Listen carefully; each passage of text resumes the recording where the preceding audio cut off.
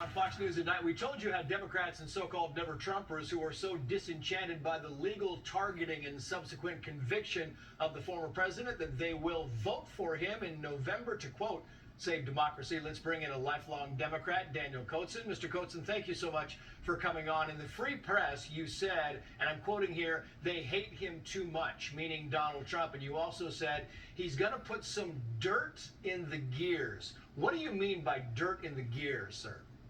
Well, I think we're heading towards very dangerous times in America and in the world as a whole.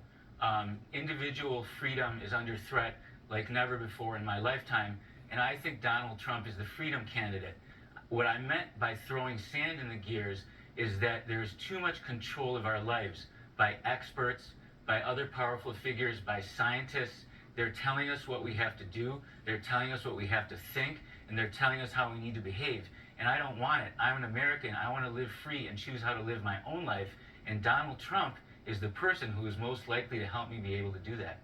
We went on to say that Trump is almost like a child having a temper tantrum, but that's what we need. Yeah, I think that's how a lot of us feel right now. People just want to be able to provide for their families, take care of their children, enjoy their time with each other, and not be worried. There's not a crisis every second. The Democrats want us terrified. There's a climate crisis. There's this crisis. There's that crisis. That's not what we need. We need to just lash out a little bit and restore a little bit of balance between regular folks and these experts that think they can tell us how to live our lives.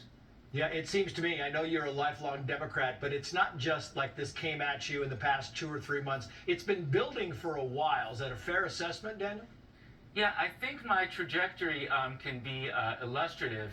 I was very opposed to lockdowns from the very beginning, and so in the spring of 2020, I renounced the Democratic Party. As you said, I was a lifelong Democrat. I worked for Barack Obama's campaign. I voted for Bill Clinton twice in the 90s. That's how far back it goes. But it was over. It's not the party that I thought I supported. The Democratic Party today is the party of censorship, cancel culture, cruelty, and intolerance. And that became clear to me, at least for me, when that became clear, was in the spring of 2020 when I saw what they were doing with lockdowns. People were dying alone in hospitals. They wouldn't let them see their families to say goodbye. And that was just so horrifying to me that I swore off the party.